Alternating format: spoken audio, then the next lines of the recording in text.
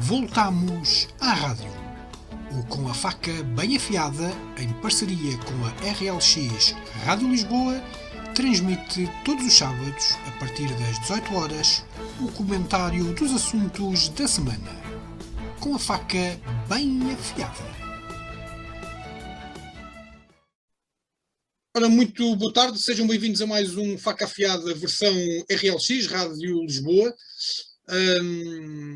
Hoje temos connosco o Pedro Martins, o Rui Santos e a Maria Germano, e não podia deixar de começar este programa para fazer aqui uma reflexão, focar aqui um ponto que é triste, que advém da morte do guarda-redes de handball do Futebol Clube Porto, o Quintana, que aos 32 anos faleceu numa paragem cardiorrespiratória num treino que fez na segunda-feira, o que prova que a medicina está muito avançada, mas estes atletas de altíssima competição, que são testados até aos limites, ainda por cima o Quintana, que era jogador da Seleção Nacional, tinha há muito pouco tempo feito um exame completo, dado que fez parte da seleção portuguesa que esteve no Europeu,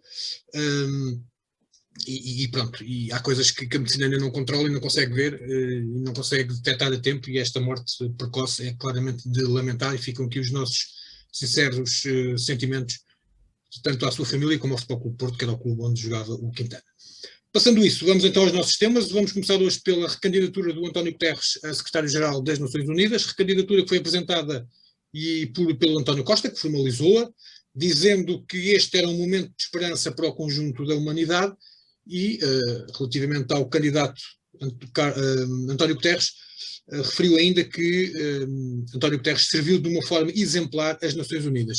Vou começar hoje por baixo, pela Maria, por baixo porque é onde está, aqui a figura da Maria está por baixo de mim, por isso é que eu estou a dizer por baixo, porque em termos de nível, vamos começar pelo alto, obviamente. Uma senhora que até atrás de si tem ali uma portentosa planta de plástico, que o nosso Coja diz que é cannabis, não sei se essa é verdade ou não, pode ser que seja, não sei.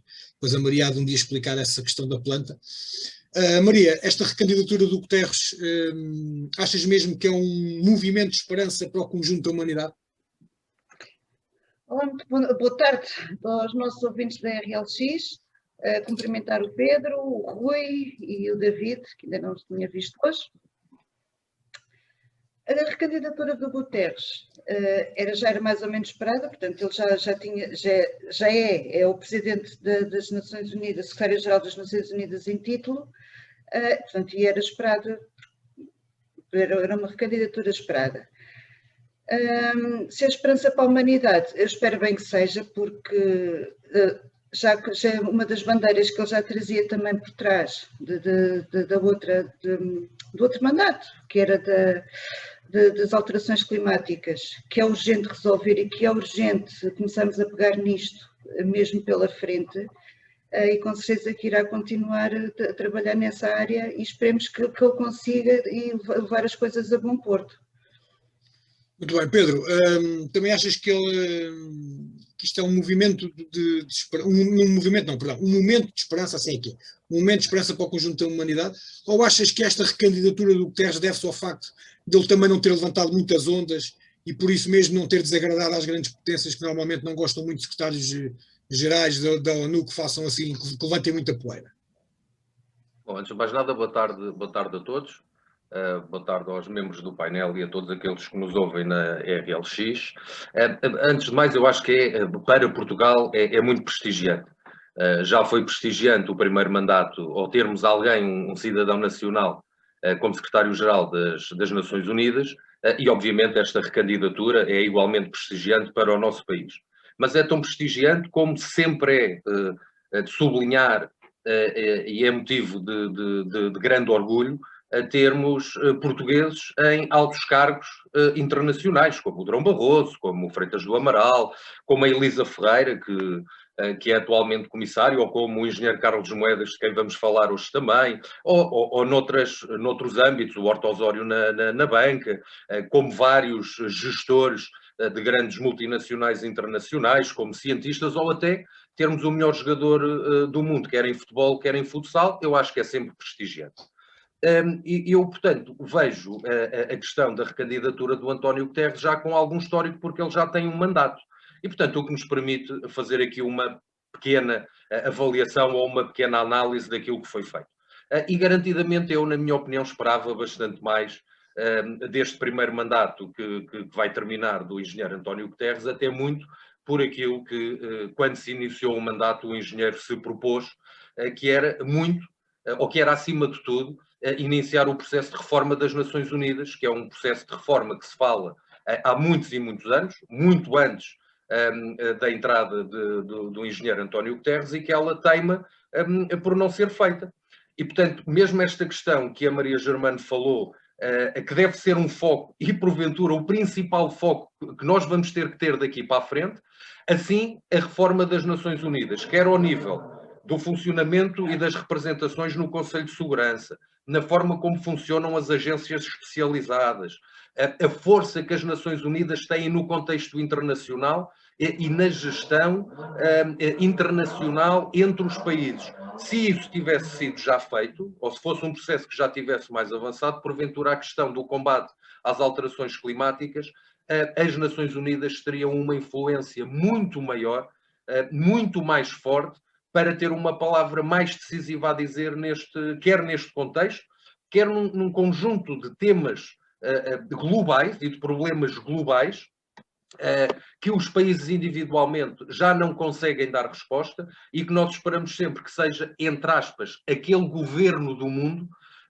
aquelas Nações Unidas, que devem de dar resposta. Agora, também se costuma dizer que enquanto não tivermos a casa devidamente organizada, dificilmente vamos conseguir ter uma resposta ou uma palavra decisiva no exterior. E eu penso que as Nações Unidas ainda padecem um bocadinho desse tema, ou desse problema, que não é um problema do engenheiro António Guterres, é um problema, acima de tudo, dos países, porque por muito que o engenheiro António Guterres, ou a Assembleia Geral das Nações Unidas, ou o seu secretariado queira fazer, as Nações Unidas vão ter sempre este problema, que são os países, a diferença dos países, os interesses individuais dos países, e enquanto não houver este consenso entre países, também dificilmente as Nações Unidas por si só conseguem fazer muito mais do que têm conseguido fazer. Agora, de qualquer forma, eu acho que há uma mais-valia deste secretário-geral como também dos seus antecessores, nomeadamente pós-Segunda Grande Guerra Mundial, que tem cumprido com uma das suas principais missões. Não temos tido conflitos a título mundial. E, portanto, depois da Segunda Grande Guerra Mundial, é de facto o grande objetivo, a grande missão das Nações Unidas. E esse objetivo, mais não seja, tem sido atingido, mas há ainda muito a fazer e o engenheiro António Guterres ainda está longe de deixar uma marca como secretário-geral das Nações Unidas, na minha opinião. Muito bem. Rui, ia-te pedir também mesmo a tua opinião sobre este assunto, mas antes de mais, eu já o tinha feito no programa de quinta-feira, mas vou fazê-lo aqui porque tu tens aqui um recado de uma das nossas mais fiéis ouvintes, a Paula Andrade, que te manda um grande beijinho porque diz que adorou a tua entrevista que deste aqui no Faca Afiada. Portanto, fica aqui o beijinho da Paula Andrade e pronto, e para além do beijinho, o que é que tens a dizer sobre este assunto da recandidatura do António Guterres, secretário-geral das Nações Unidas? Antes de mais, então, boa tarde a todos e a todas, que estão neste momento aqui à minha frente, no ecrã do computador, e os que vão estar a ouvir também, através da RLX, esse grande projeto do Mestre Serra. Agradecer então esse contacto, é bom ver esse feedback, agradecer esse contacto dessa fiel ouvinte, que eu acho extremamente estranho que tenhas fiéis ouvintes neste programa, mas acontece tudo. Acontece tudo. E olha que a Paula Andrade já é do tempo da Rádio Cruzeiro. Aliás, ela ouviu o teu programa, atenção. Ok. Ela ouviu o teu programa na Rádio Cruzeiro. Portanto, ela já é uma nossa fiel seguidora e também já dos tempos da rádio. Está bem, pronto. Agora, passando agora a assuntos sérios, para a brincadeira. A recandidatura do Guterres. O Guterres tem tido um percurso sólido nas áreas do humanismo. Não temos de esquecer que ele, em 2005, não é, ele foi nomeado alto comissário das Nações Unidas para os refugiados e apanhou os grandes conflitos que houve, não é? Porque nós temos tido sempre, não há conflitos mundiais, mas temos tido sempre aqueles conflitos regionais, não é? Regionais, por assim dizer, luta de fronteiras e tudo mais, não é? Lidou com crises de refugiados, não é? Durante a última década, por assim, da Síria, do Iraque, em continente africano, no Sudão, na República Centro-Africana, não é? e apelando assim a uma memória ainda mais para trás, não é? Foi um grande, como é que eu ia dizer a palavra? Se bem se recordam, né, daquela problemática, aquele conflito em Timor-Leste e Indonésia, foi ele, não é, um dos grandes impulsionadores para que aquilo terminasse. Ou seja, o currículo dele, para este cargo, fala por si. E sim, não deve ser fácil.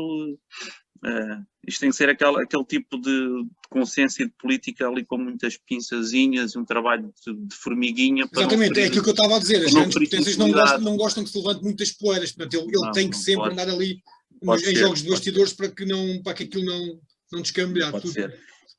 Ele também tem promovido uma série de reformas estruturais ao nível orgânicas, né? E mesmo os próprios secretários e gabinetes e todas as pessoas que o rodeiam, para que isto se torne um órgão muito mais eficaz e dê uma resposta diferente em situações de emergência.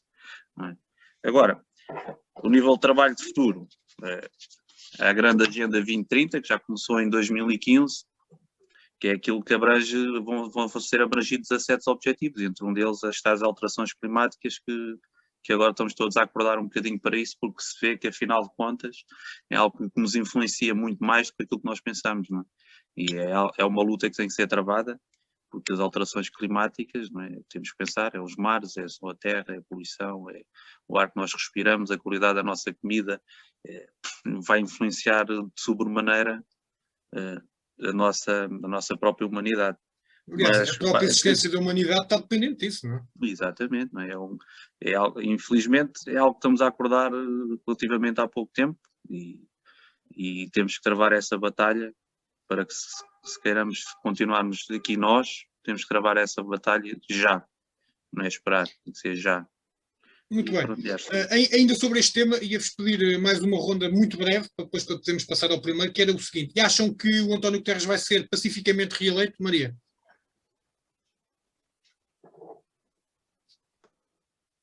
Estás bem. Estás bem. Não, estamos a ouvir.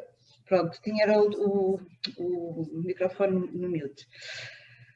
Se ele vai ser pacificamente reeleito, já quando ele foi eleito, já no outro mandato anterior, havia ali algumas candidaturas de peso, nomeadamente havia uma grande facção das Nações Unidas e havia uma grande influência para que fosse uma mulher, ocupar o cargo das Nações Unidas, de Secretária-Geral das Nações Unidas. Também numa tentativa de dar um bocadinho de paridade ao lugar.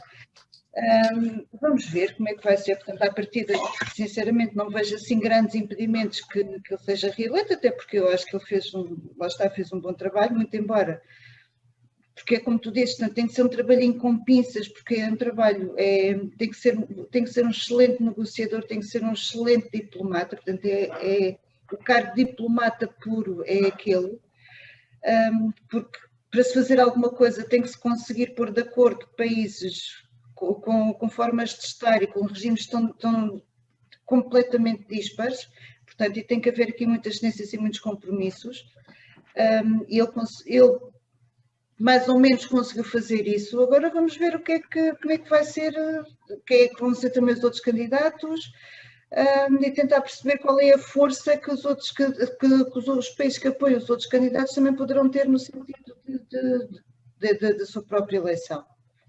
Muito bem. Pedro, achas que também vai ser pacífica a sua eleição, a sua reeleição, digamos assim? Sim, acho que vai ser pacífico e espero que seja, porque sendo pacífico e sendo eleito, lá está, pegando naquilo que eu disse inicialmente, será sempre prestigiante para o país continuar a ter um cidadão português neste alto cargo internacional. Mas se calhar muito só por causa disso, porque eu não tenho uma opinião tão positiva como o Rui e como a Maria relativamente a este mandato do António Guterres, não lhe tirando o mérito de quando esteve, por exemplo, na Acnur, como disse o Rui.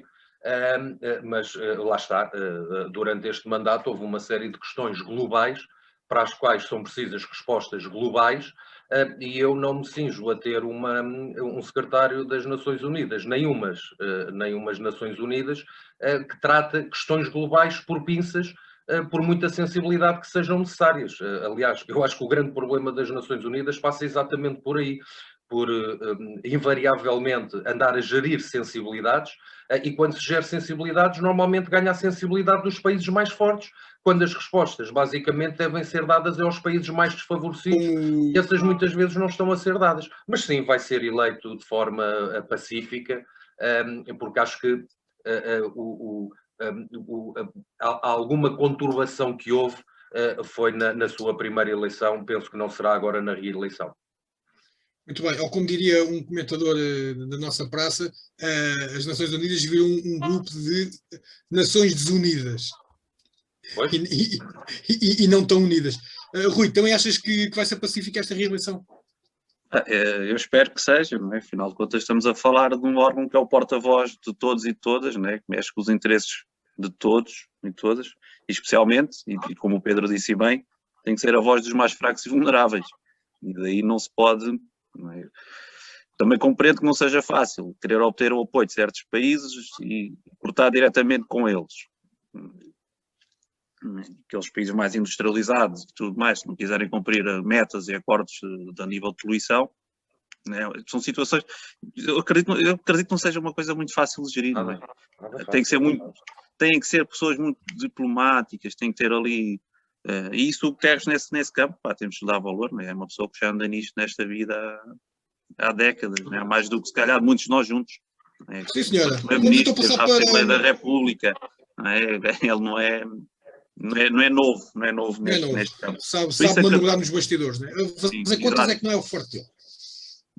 O 6 vezes 3 é 18, é fazer as contas, pronto, mas isso... Exatamente. Isso, o PIB, ele agora não precisa de saber do PIB. Não precisa de saber do PIB. Vamos então falar agora do novo tema, um tema nacional, que tem a ver com enfim, uma espécie de lançamento oficial das próximas autárquicas, e foi o PSD que deu esse mote, apresentando um candidato que, ao que parece, até é um candidato unânime, aqui, quando eu digo unânime, obviamente, em termos internos do PSD, né? Porque aqui os meus dois paineleiros de baixo não deve ser assim muito consensual para eles, mas pronto, foi lançada então a candidatura do Carlos Moedas numa cerimónia que até teve uma curiosidade, que foi que o próprio candidato nem sequer falou, não é?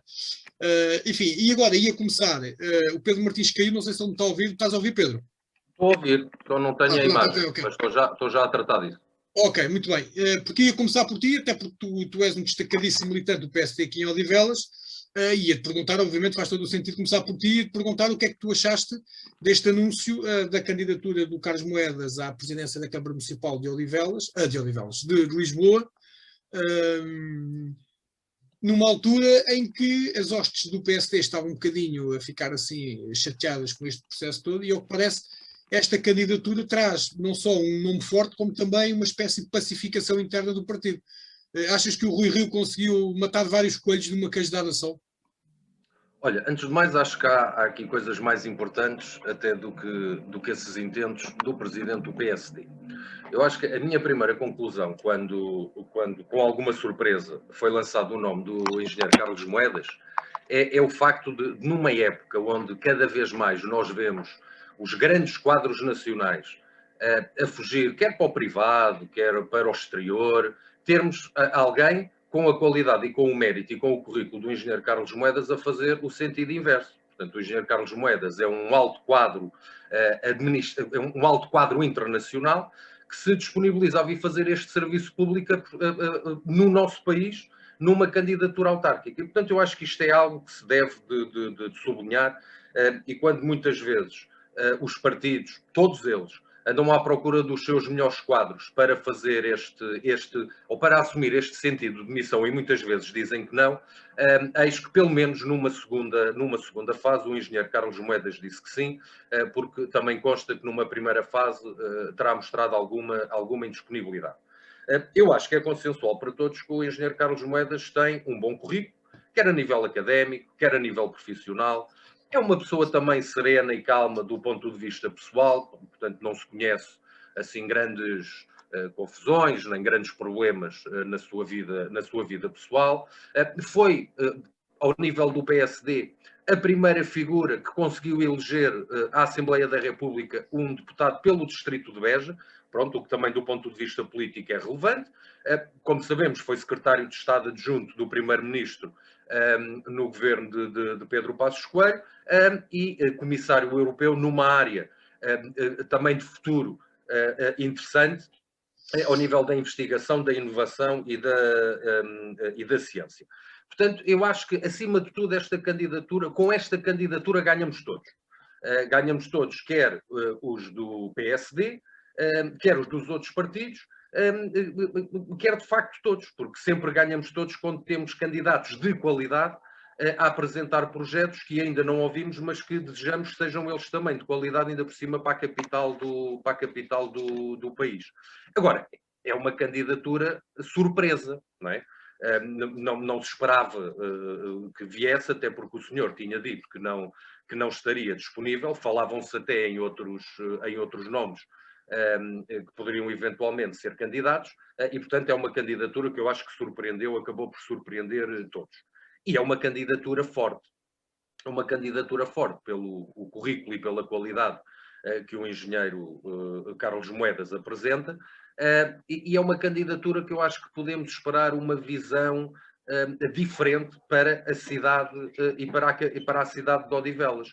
É uma visão mais cosmopolita, eu acho que pode trazer uma visão mais europeia, mais moderna, e portanto acho que pode trazer coisas novas e coisas boas para este combate político com Fernando Medina.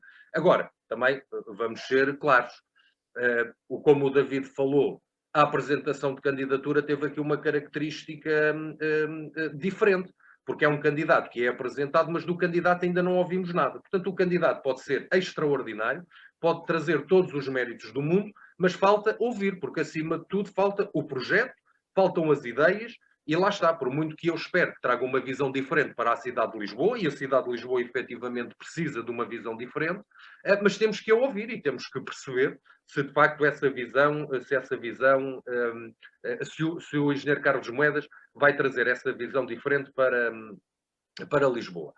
Internamente, como o David também questionou, internamente dentro do PSD, é claramente um ponto a favor do presidente do PSD, do Rui Rio. De facto, como é sempre um ponto a favor, apresentar um nome deste patamar e com esta qualidade a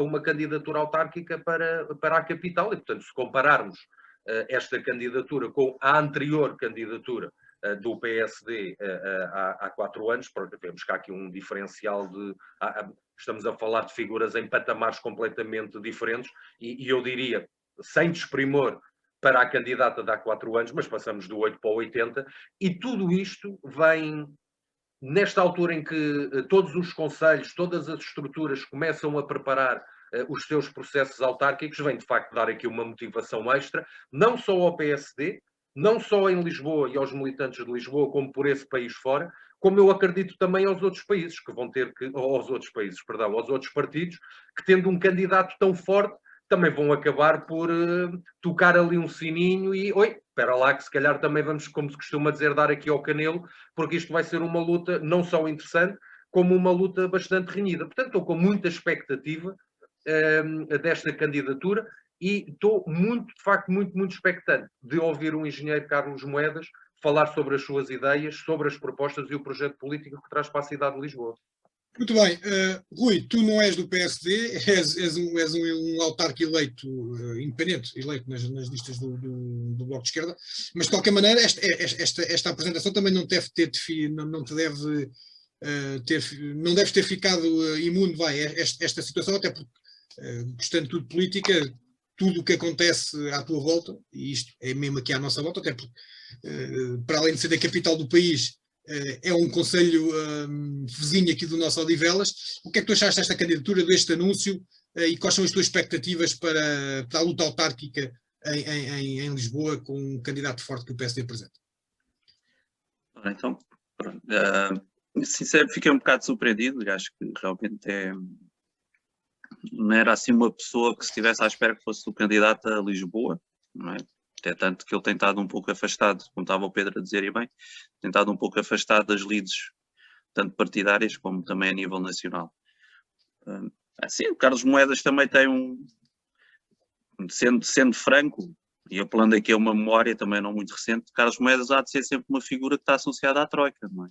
Afinal de contas foi um dos que andou a negociar em 2011 com o Catroga, aquelas medidas de suposto ajustamento e tudo mais, né? A.k.a. Troika.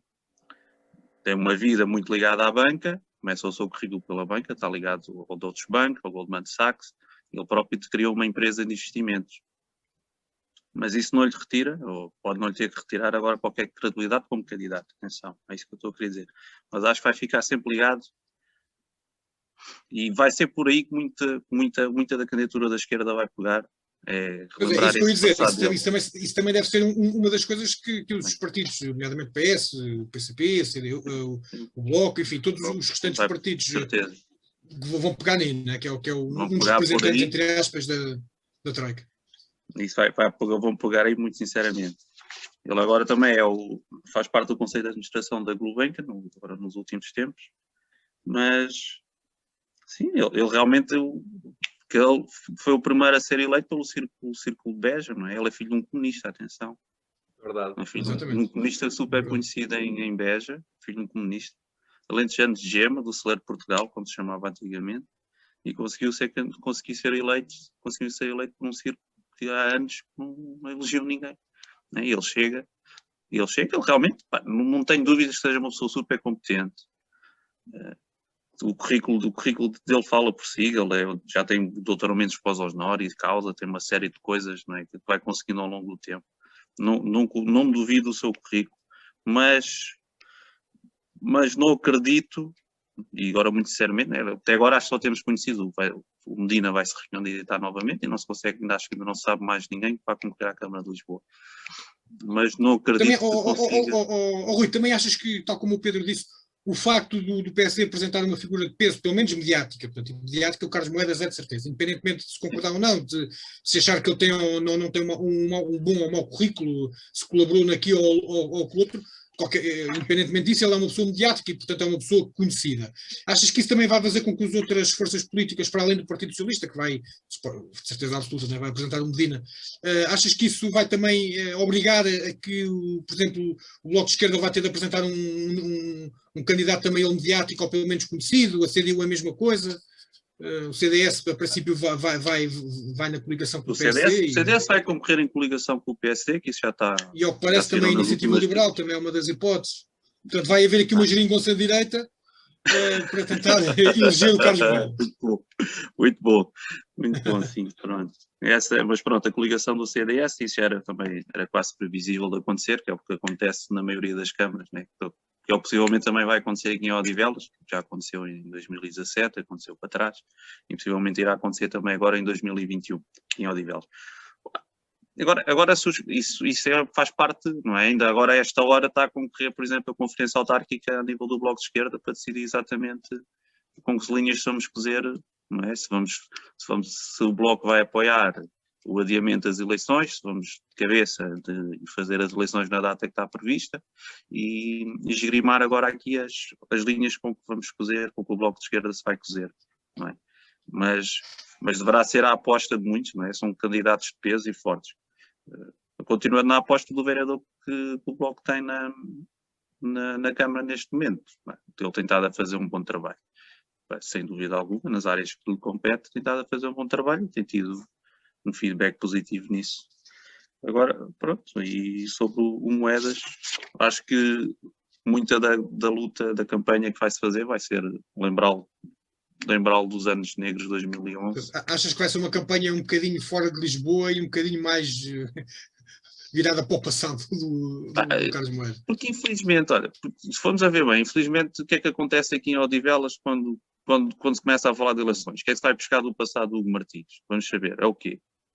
Os tempos dele ter sido preso ou autuado ou o que é que foi da polícia. Vão-se lembrar dessa história ad eterno, que é o que vão logo buscar ao princípio. E é agora a história do futebol de Odivelas Futebol Clube. Infelizmente, quando não há outros argumentos, ou quando se pensa que o que é importante é denegrir e não combater as ideias, as pessoas vão pelo facilitismo, que é essa informação da treta, que é aquilo que, pá, infelizmente a maioria das pessoas gosta de ler. Aquilo que tu vais ao Facebook e gostas de ver é ei, as obras não sei o que, aquilo não presta para nada, e não sei o que, o gajo é um incompetente. Mas não se vai perceber o que é que está por trás ou o que é que se pode fazer a partir dali. É a minha ideia. A minha ideia não tenho, infelizmente... Agora, pronto, deixar a palavra para a senhora do painel. Para a Maria. A Maria, que tem aqui várias vantagens. Para já, é eleitora em Lisboa. Segundo, não é alguém que esteja metido ativamente na política. Portanto, temos aqui um excelente contraditório. Maria, o que é que tu achas desta candidatura do Carlos Moedas? E será que há uma ínfima possibilidade de votares no rapaz? Para isso tem que ler bem o programa dele, o que é que ele pretende para a capital, quais são as ideias que o PSD está a propor, as propostas, tal como vou também ler, vai ser a primeira vez que vou votar aqui para a capital, porque eu era eleitora no Conselho de Loures, portanto vou ler e vou, porque... Mas diz uma coisa, tu à partida, isto agora é um ponto importante, tu és daqueles eleitores que à partida não mete de parte um eventual voto nesta coligação do PSD.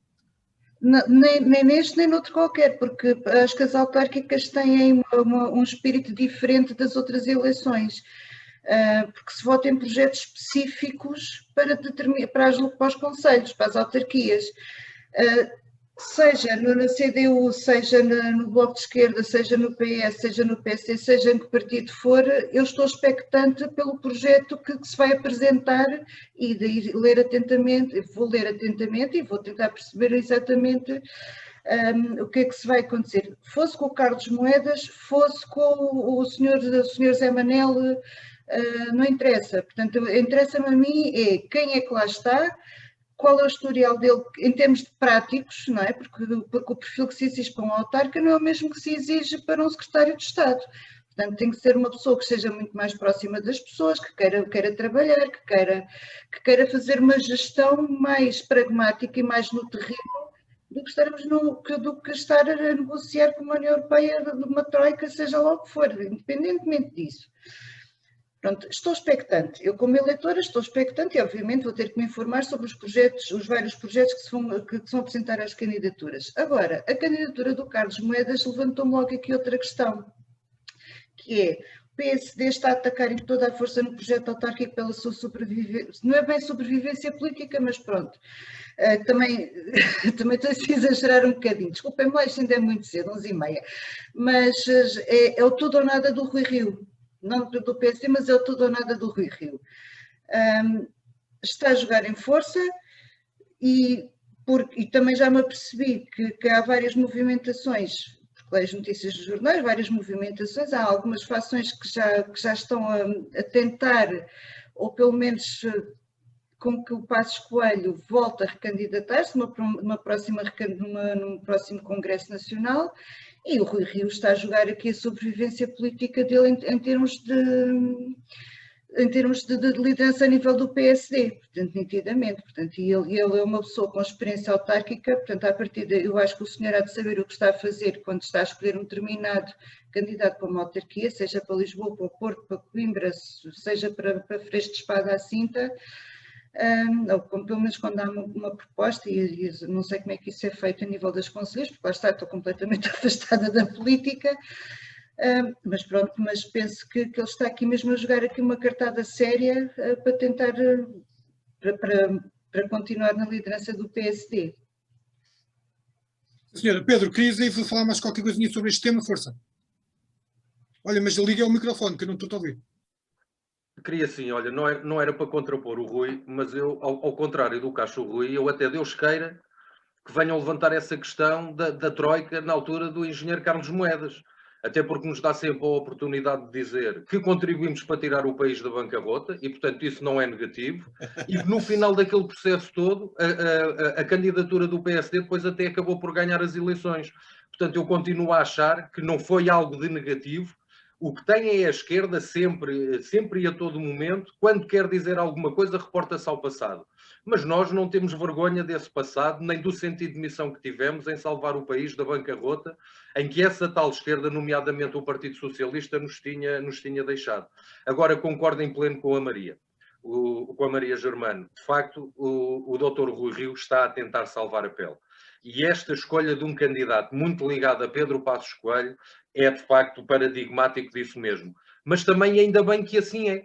Porque se com estas ligações e tentando tudo ou nada trouxer para as candidaturas autárquicas o melhor que o partido tiver, mesmo que sejam ou que tenham estado como comissários europeus e venham do estrangeiro e do exterior, Deus queira que assim seja, porque assim ficamos todos a ganhar. Nós, mas acima de tudo os eleitores, porque vão ter candidatos de qualidade, quer do PSD e obrigatoriamente dos outros países, para poderem escolher. Desculpem lá só este apontamento. Rui, queres rebater aqui aquilo que o Pedro, que ele mandou-te aqui uma indireta? Uma indireta? Não, uma direta. Foi uma direta autêntica. Isto é assim, a visão de salvação do país é sempre muito subjetiva. Né? Quando se pensa que salva o país através de cortes, de torto e a direito e tudo mais, é muito subjetivo. Mas não é por aí, acho que aquilo facadas não é esse o intuito de entrar por aí e nem sequer vou... Nós, ao contrário daqueles programas dos canais generalistas e... Generalistas não, é que eles têm este cabo. Isto é de nível. Isto é nível. Isto aqui não andamos aqui todos à facada, apesar de ser um faca afiada, não é? É uma faca afiada com coisa que é para não ficar muito. É só para dizer uma coisa, eu concordo plenamente com o que a Maria estava a dizer, porque isto as autárquicas é aquela eleição que é de proximidade, não é? Nós temos que saber, não podemos ligar, pronto, eu não vou dizer isto, atenção, não podemos ligar tanto aos partidos em si, mas aos programas. Isto é feito de pessoas para as pessoas. Apesar de ter que ter aquelas leis, seguir aquelas linhas políticas e aquilo que mostram as bases políticas dos programas, não é? Mas isto é muito mais de pessoas para as pessoas. Exatamente, até porque um dos bons exemplos é aqueles candidatos que são de um determinado partido, passam para outro partido e depois vencem na mesma, o que quer dizer que mais importante que o partido mas às vezes é a mesma pessoa. Pegas aí num ponto interessante, não é? Ai, desculpem lá o barulho, isto é aqui uma manifestação, agora vai aqui aparecer alguém, espera, não, ai, desculpa, pronto, já passou, já passou aqui um furacão de 30 quilos. Ok. Mas aqui temos que pensar agora noutra coisa, não é? Porque estas alterações às leis eleitorais, não é? Em que quem concorre a uma Câmara não pode concorrer a uma Assembleia e as próprias limitações das candidaturas independentes. Isto vai dar pano para mangas, porque as candidaturas independentes têm que recolher mais assinaturas, não podem ter certos termos como coligações e coisas assim do género. Vai haver aqui... que isso vai ser alterado, não? Pelo menos, quer dizer, vai ser alterado. Pelo menos o PS e o PSD disseram que sim, que iam alterar as coisas a tempo. Vamos lá ver se cumprem com isso.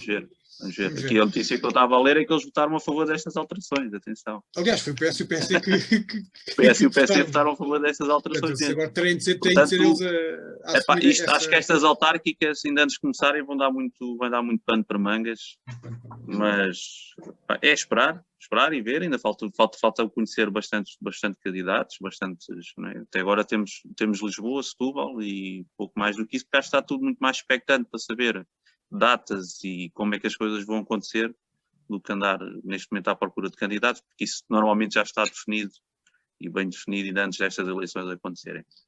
Maria, vamos te ver como candidato autárquica, não? Agora fala de brincadeiras, uma pessoa que nunca teve ligada à política, mas que é uma pessoa muito interessada. Tu és daquelas eleitoras que lê os programas, o que não é muito normal, e sejamos sinceros, não é muito normal. Hoje em dia já haver alguém que se preocupa em primeiro ler os programas e depois votar em consciência.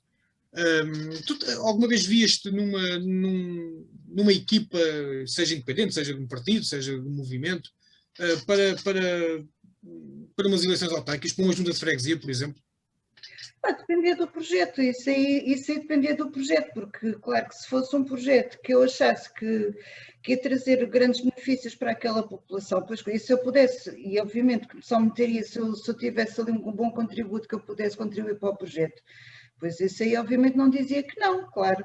Agora, se só para estar ali só num projeto que não concordasse, independentemente do partido que fosse, atenção, e provavelmente estaria como independente, porque, como vos digo, isto é uma forma de estar, portanto, tenho a minha ideologia, tenho as minhas ideologias, mas não há nenhum partido aqui em Portugal que me convença a ser militante. Mas tinha que ser tinha que ser o projeto, tinha que ver o projeto, tinha que perceber o que é que eu podia contribuir com o projeto e tinha que Senhora, portanto, aqui o faca afiada, vamos tentar reunir-nos num movimento independente e concorrer aí à Câmara Municipal da Foz do Trancão, por exemplo. Pela independência da Foz do Trancão, sempre. Exatamente, pelo movimento independente. Não dizer uma coisa destas. O que é que tu disseste? Eu não percebi. Não, porque, atenção, a independência da Foz... Isto tinha muito para outro pano para mangas, mas pronto, mas a Foz do Trancão neste momento pertence ao Conselho de Lisboa, não sei se sabem. Eu sei. Com aquelas... Exatamente, com aquela reformulação em que foram roubar entre aspas, ainda um grande movimento, na altura em que Odivelas esteve para que conseguiu ser município, porque a ideia era também que Sacavém fosse município e agregasse da zona oriental do município de Loures, nomeadamente os unhões de freguesias, que agora Cachola, Pelação e Unhos, Bobadela, São João e Santiria, e Sacavém e Prior Velho. E Portela e Moscavide. O grande problema que se pôs aqui na altura foi mesmo a Portela, porque não queriam ficar nesse tal suposto município de Sacavém, preferiam ficar em Lisboa, mas depois não fazia muito sentido haver ali um gap ali a meio, e o projeto morreu. Sem querer ser independentista nem coisa que o valha, mas acho que tinha sido muito melhor para a zona, até porque de facto, nem culturalmente e geograficamente, está ali aquela serra ali a meio, que faz mesmo muita diferença entre o Concelho de Loures e, portanto, assim que nós ali até mesmo em termos de esportes, ligação à sede do Concelho, em termos de empregabilidade, as pessoas não vão trabalhar para Loures, vão trabalhar para Lisboa, não tem nada a ver com não tem nada a ver. Muito bem. Maria, certamente que podes fazer um movimento de cidadãos independentes e a gente tentar assim uma ajudazinha nas assinaturas. Olha bem, vamos então falar do último tema de hoje, que é um tema do desporto. E aqui agora o Rui está completamente fora dela, né? Porque o Rui não gosta muito da bola. Mas eu posso opinar. Senão... O que é que achas? Agora fora de brincadeiras, numa pessoa que não liga muito ao futebol, portanto, e se calhar nem compreende os exageros que muitas vezes acontecem no futebol, porque isto é, enfim, arrasta paixões irracionais, e eu contra mim falo, porque eu também, como toda a gente sabe, eu sou um sportinguista, eu ia dizer fanático, mas acho que não sou fanático, sou completamente maluco e doente, uma doença crónica aguda sempre dura.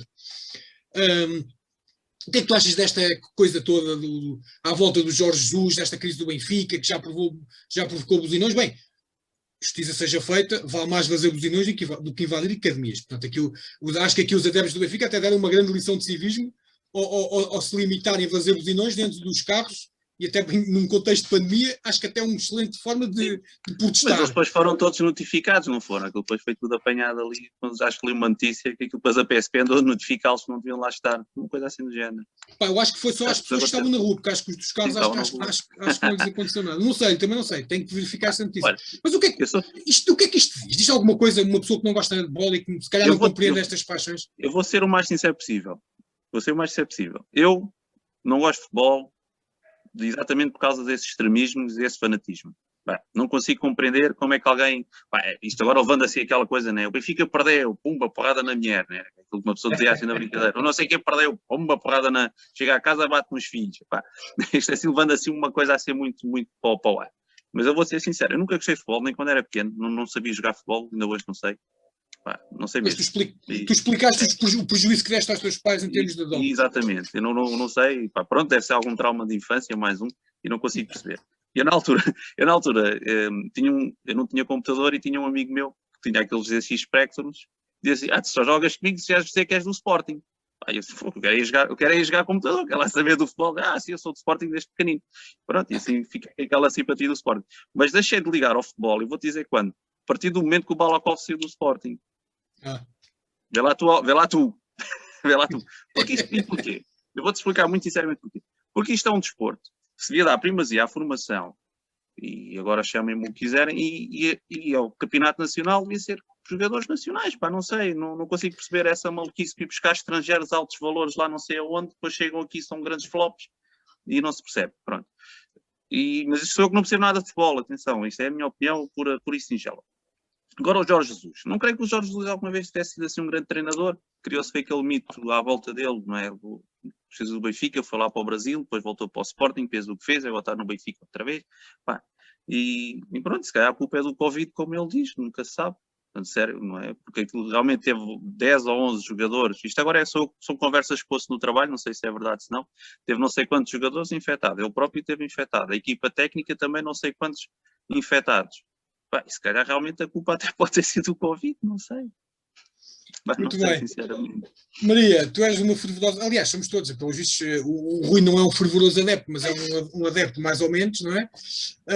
Maria, tu és uma fervorosa adepta do Sporting, o Pedro também, eu também, portanto, o contraditório aqui hoje vai ser um bocado difícil. Talvez a gente chame aí um dos cães do Rui, pode ser que seja do Benfica ou do Porto. Maria, mas o que é que tu achas daquilo que se está a passar? Põe a porta fora logo de casa. Também não és nada radical relativamente a isso. Obviamente. Então, não, agora fora de brincadeiras. O que é que eu tenho a dizer sobre isto? Eu, sinceramente, nunca simpatizei muito com o Jesus. Desde quando ele era treinador do Sporting, ainda fez lá uma época razoável no Sporting, mas o Jesus tem uma coisa que aposta sempre em grandes valores. E, por exemplo, ao contrário do que é a escola e a tradição do Sporting, que é apostar em valores da academia para depois os rodar e para depois os poder vender. Portanto, e a aposta dos Jesus foi completamente a contrária. Portanto, era a aposta dos Jesus, como também era, atenção, o Jesus não foi o único culpado. Na altura havia uma direção que apoiava essa linha de pensamento, porque essa direção queria ganhar a todo custo, e tanto assim que depois... Não direi que incentivou, mas também não deve ter criticado muito bem o ataque à Academia de Alcochete. Mas isso, felizmente, já são águas que já para lá vão, já passaram, e eu, sinceramente, não me identifico nada com esse tipo de estar no futebol. Eu aí estou como o Rui. Se o futebol fosse isto, nunca mais via futebol na vida, rasgava o meu cartão de sócia. Mas pronto. Mas relativamente aos Jorge Jesus, que é o que nós estamos aqui a falar, o problema já vem antes da pandemia, ele já estava a perder e a empatar e a jogar mal. E é que não é só os resultados, é mesmo a própria dinâmica de jogo. O Jesus não está a conseguir agarrar naquela equipe, não deve ser fácil, atenção, eu aí não estou a criticar o senhor, mas não deve ser fácil pegar naqueles egos, pegar em jogadores de topo ou grandes jogadores que custam milhões, e agora vais fazer aquilo que eu quero, a ideia, vais tentar perceber, vais funcionar aqui neste grupo, nesta equipa de trabalho, da maneira como eu quero, não é? Como tu achas que ele é jogador. Não é? Mas supostamente ele tem um plantel, aliás, pelas notícias, gastaram-se mais de 100 milhões de euros em reforços. E como tu dizes muito bem, o Covid também não justifica em algumas coisas, porque realmente é verdade, ele teve muitos jogadores infectados que não podiam jogar e possivelmente ainda alguns ainda estão a... também teve metade do plantel. É isso que eu dizer, mas o Sporting também, né? O Sporting foi, aliás, o primeiro clube a ser afetado por isso foi o Sporting, levou ali uma razia de todo tamanho, cujo primeiro jogo até teve que ser adiado, nem uma equipa nem outra tinha jogadores disponíveis. Exatamente, portanto, isso aí, meus amigos, portanto, isso aí estamos... Se me permitem. Sim, Rui. Como eu percebo imenso futebol, né? Eu disse logo que isto foi aquela conversa do trabalho que eu ouvi, vê-se logo que foi de um benfiquista, não é? Não, mas tem uma certa razão, realmente, claro, a meio de uma época em que as coisas começam-se a decidir, também não deve ser, uma coisa é no princípio da época, outra coisa é a meio da época, onde todas as outras equipas estão estabilizadas, o Benfica foi aquela que foi claramente instabilizada por esta situação, portanto, pode ter alguma influência. Mas de qualquer maneira, ele também, o facto do Jorge Jesus estar sempre a desresponsabilizar-se, nunca ter culpa de nada, se calhar isso também está a chatear os adeptos do Benfica, não é? Não, e não é só isso, é a mesma forma, até como ele fala dos seus próprios jogadores. Eu sou jogadora dele, eu sinceramente eu ficava irritada com ele. Aquele meme que está nas redes sociais, aquele dar com o pau. Então, mas o que é isto? Dás com o pau, vais com o pau. Isto é uma maneira de se falar com as pessoas. Pronto, acho que ele pode falar com as pessoas de outra forma e tentar motivar. Isto não é um treinador a tentar motivar uma equipe, isto é um treinador a deitar abaixo. Portanto, ele próprio acho que tem um ego muito inflamado e tem que gerir egos muito elevados e não está a conseguir fazer esse trabalho. E acho que esse, sinceramente, esse é um dos principais razões a nível da equipa de futebol. Depois, há muitas coisas que nós não sabemos, claro que passará também pela direção. Se calhar o poder do Luís Filipe Vieira está a ficar esvarido, mas isso são outros tipos de coisas que nós não sabemos e não conseguimos saber. Portanto, eu, sinceramente, como sportinguista, olha, também não me interessa assim muito por isso. Assim. Eles continuam em crise por mais uns tempos, que a gente também não se chateia muito. Sim, mas isto obviamente na ótica do Sporting, obviamente, do adepto sportinguista. Não é só. Se for os benfiquistas, certamente não vão achar muita piada o Benfica continuar em crise. Mas atenção, também é necessário, porque lá está, o Benfica também sempre teve um historial, ao contrário do Sporting, só ligar praticamente ao futebol, e o Benfica é muito mais do que o futebol, e se calhar estamos aqui na altura certa para os benfiquistas e para o próprio Benfica mudar aqui um bocadinho de estratégia, porque há muito jovem a fazer desporto no Benfica, é o que o Rui Santos dizia em termos da formação, há muito jovem a fazer desporto no Benfica, o Benfica tem uma excelente escola de futebol também, uma excelente academia de futebol, e tem que se começar também a dar um bocadinho de atenção a isso, porque o Benfica é uma instituição de desporto, uma instituição... Sim, mal ou bem, movimenta milhões de adeptos e só isso já tem uma responsabilidade grande. E de que maneira, né? Porque estamos a falar de humores e, enfim, não é muito fácil lidar com isso. Pedro, vais tu acabar o programa, o que é que esta história do Benfica te diz? Isto é tal coisa, isto é, para nós sportinguistas até não é mal todo, mas nós também temos um historial para aí 17, 18, 19 anos em que também já passámos pelo mesmo. É verdade, o que só revela o quão grande nós somos como clube. Porque, de facto, enquanto o Benfica e o Porto necessitam de campeonatos para continuarem a ter novos sócios e para continuarem a ser grandes, nós basta-nos existir. E, portanto, mesmo sem campeonatos há 18 ou há 20 ou há 30 anos, para nós é igual, seremos sempre os maiores. E esta situação do Benfica só me diverte. Mas atenção, só me diverte enquanto os buzinões não passarem de buzinões. Portanto, quando o buzinão passar a qualquer tipo de violência, isto deixa de ter qualquer tipo de graça. E é assim que eu vejo o futebol.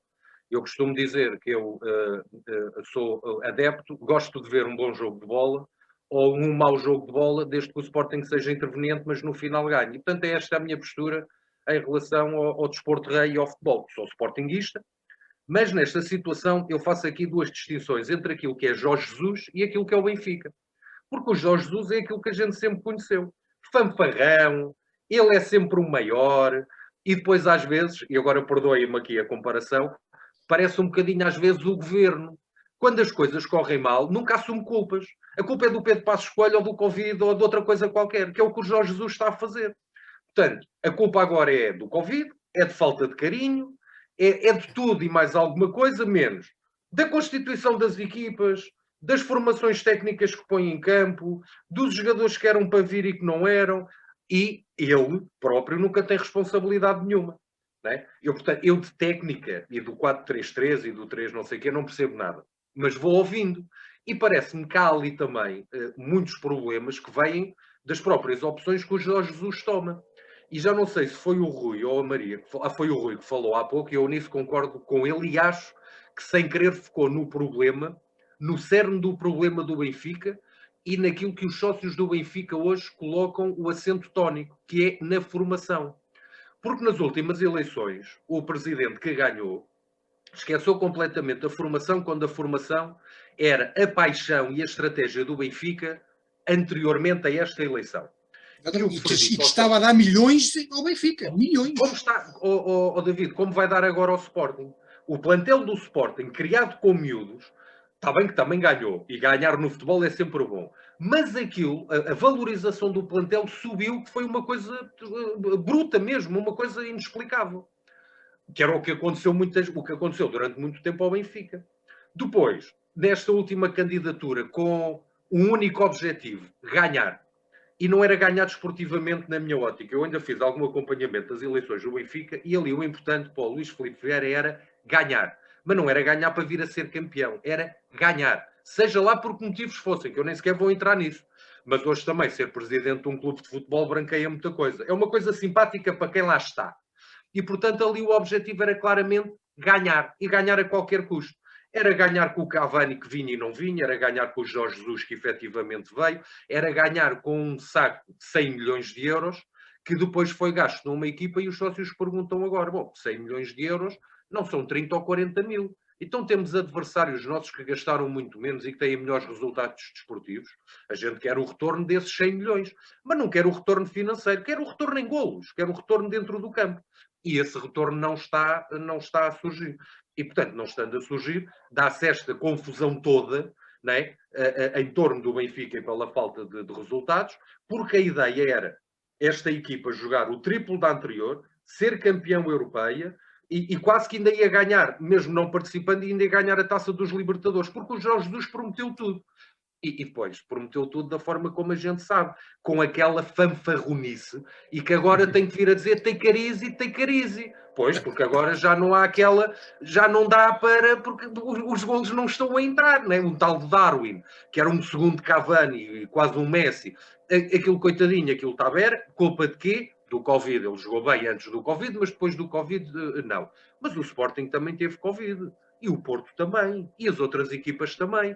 E agora, perdoe, eles são testados como ninguém é, têm estruturas como ninguém tem, criem as bolhas que quiserem, e se o Benfica teve aqueles problemas de Covid e de contágio, só há um responsável, o próprio Benfica. Agora não venham a responsabilizar o vírus, responsabiliza foi quem tinha a obrigação de criar as bolhas, que por exemplo o Sporting criou no início da época, que foram todos recambiados para o Algarve durante um período, né? Criar uma bolha para que os casos que apareceram não evoluíssem e não houvessem novos contágios. Portanto, foi como disse no início, é uma questão que me vai divertindo e que esta época, infelizmente, o Benfica não assusta, e digo infelizmente porque eu gosto de ver um Benfica forte, até não só para a competitividade do nosso campeonato, mas até nas competições europeias. Eu, pronto, não vou dizer que fiquei muito triste por o Benfica ter sido eliminado da Liga Europa.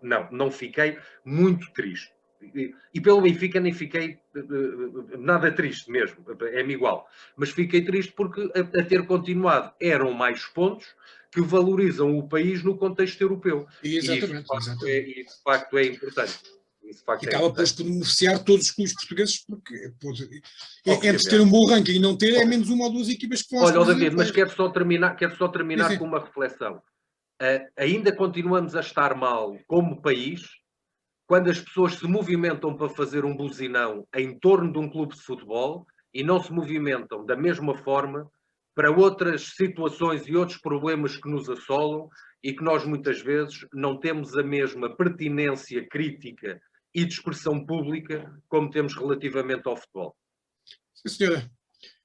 Muito bem, acabamos da melhor maneira este Faca Afiada, com este recado, ou com este apelo à sublevação cívica para outros assuntos que não só o futebol, pelo Pedro Martins. Companheiros, Rui, Maria, Pedro, muito obrigada. Foi um prazer estar convosco. Aos ouvintes da RLX, voltamos para a semana. Nós no Faca Afiada vamos ter novidades em breve, porque agora descobrimos não foi bem descobrir, foi a descoberta que a gente teve de encontrar soluções para fazer diretos, como tanta gente nos pediu. Portanto, em breve vamos ter novidades. Companheiros, protejam-se, cuidem-se e para a semana cá estaremos. Obrigado, até à próxima. Até à próxima.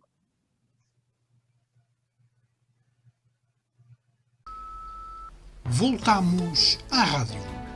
O Com a Faca Bem Afiada, em parceria com a RLX Rádio Lisboa, transmite todos os sábados, a partir das 18 horas, o comentário dos assuntos da semana. Com a Faca Bem Afiada.